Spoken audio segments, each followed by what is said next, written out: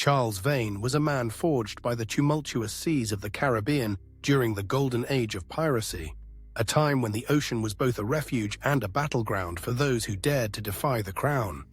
Born in the late 17th century in England, Vane's early life is shrouded in mystery, much like the many tales of the pirates who sailed the waters he would come to dominate. Some say he was born to a modest family, while others claim he was of noble descent, a child of privilege who turned his back on respectability to chase the allure of adventure and freedom. As a young man, Vane was drawn to the sea.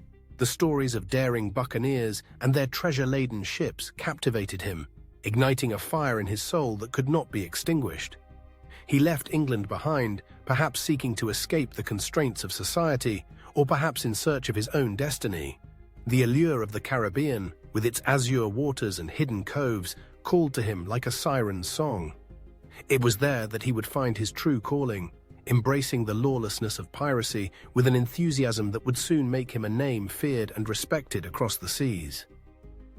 Vane's early years as a pirate were marked by both triumph and turmoil. He began his career under the notorious Captain Edward Teach, better known as Blackbeard. Under Teach's command, Vane learned the art of piracy, the strategies of attack, the intricacies of navigation, and the unspoken code that governed the lives of those who sailed the high seas. However, Vane was not content to remain in the shadow of another man. His ambition burned brightly, and he soon sought to carve out a name for himself, one that would echo through the annals of history.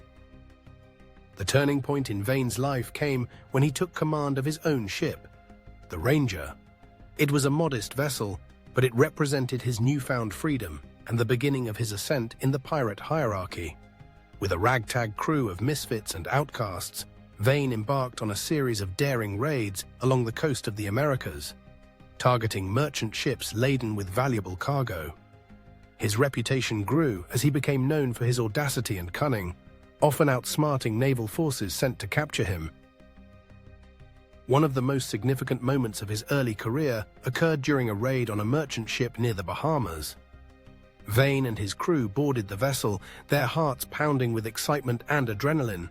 The crew of the merchant ship, caught off guard, scrambled to defend their cargo, but Vane's men were relentless. They fought fiercely, driven by the promise of gold and glory. Vane, with his charismatic leadership, inspired his crew to push forward, and soon they had seized the ship, claiming its treasures as their own. It was a moment of triumph that solidified Vane's status as a formidable pirate. However, as Vane's notoriety grew, so did the scrutiny from the authorities. The British Crown, desperate to maintain control over its colonies and the lucrative trade routes, dispatched naval vessels to hunt down the pirates who plagued their waters. Vane found himself in a precarious position, constantly evading capture while navigating the treacherous waters of both the Caribbean and the politics of piracy. He formed alliances with other pirates, such as the infamous Bartholomew Roberts and the cunning Anne Bonny, creating a network of support that would prove invaluable in the face of increasing threats. Despite his success, Vane was not without his flaws. He was known for his fierce temper and stubbornness, traits that would ultimately lead to his downfall. His refusal to compromise or back down in the face of adversity often put him at odds with his crew. Discontent simmered among his men, particularly as the challenges of piracy began to mount. The constant threat of capture, coupled with dwindling supplies and the harsh realities of life at sea, created a volatile atmosphere on the Ranger. The pivotal moment that would change the course of Vane's life came during a fateful encounter with a naval ship. The British warship, far larger and better equipped than Vane's crew could have anticipated, engaged them in battle. Vane's bravado faltered as he realized the dire situation they were in. He ordered his men to fight with all they had, but the odds were stacked against them. In a desperate bid to escape, Vane made the controversial decision to abandon ship, leaving his crew to fend for themselves. This betrayal would haunt him, as those who had once followed him began to question his leadership. Vane's reputation took a hit after that encounter. The tales of his bravery were overshadowed by whispers of cowardice, and he found himself increasingly isolated. He sought refuge in the remote islands of the Caribbean, where he plotted his return to power. Time passed, and Vane's desire for revenge against those who had wronged him grew. He was determined to reclaim his status as a feared and respected pirate, no matter the cost. In a twist of fate, Vane crossed paths with a ship carrying a valuable cargo destined for the Spanish Main. It was a chance for redemption, an opportunity to prove himself once more. He gathered a new crew, men who were willing to follow him into the depths of danger, and set sail with a renewed sense of purpose. The raid was swift and brutal, and Vane's leadership shone through as they overwhelmed the ship's defenses.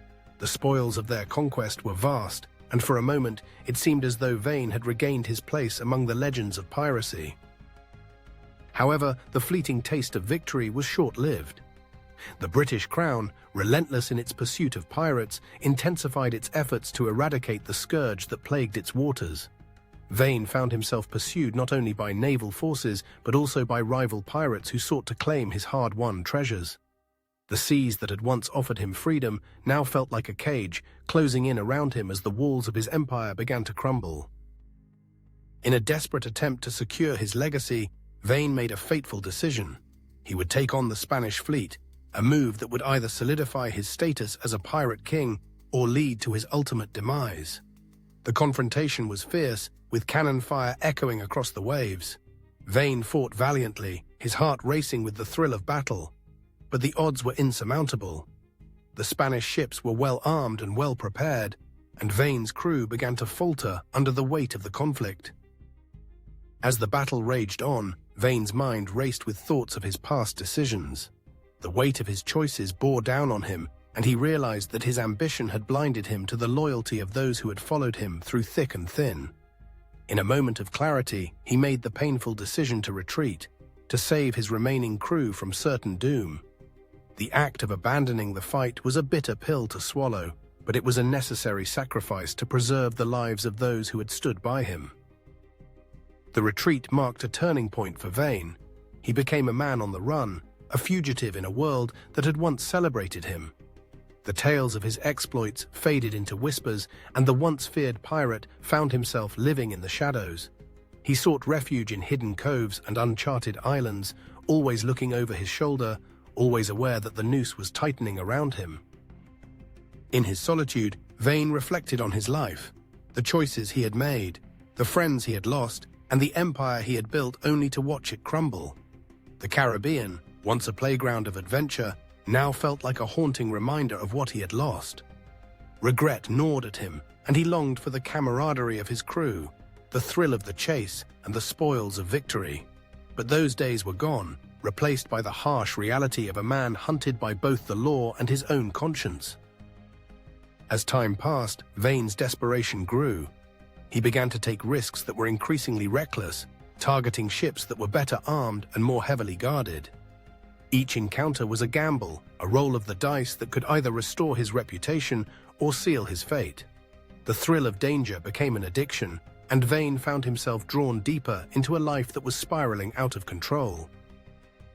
His final days as a pirate were marked by a series of near misses and close calls. Vane's name became synonymous with desperation, a cautionary tale whispered among sailors who once admired him. The British Navy, emboldened by their successes against piracy, intensified their efforts to bring him to justice. Vane was a ghost, a shadow of the man he once was, and he knew that the end was near. The inevitable confrontation came when Vane was cornered by a naval ship off the coast of what was once his domain. The battle was fierce, but this time there would be no escape. Vane fought with the ferocity of a cornered animal, determined to go down swinging rather than surrendering to the fate that awaited him. But the odds were insurmountable, and as the cannonballs rained down around him, Vane realized that his time had come. In his final moments, Vane reflected on the life he had lived, the thrill of adventure, the bonds of brotherhood forged in battle, and the price he had paid for his ambition. He had chased glory across the waves, but in the end it was the loyalty of his crew that he had taken for granted. As the ship he had fought so hard to command began to sink beneath the waves, Charles Vane became a part of the very legends he had sought to create, a name that would echo through the ages as a reminder of the price of ambition and the fleeting nature of glory.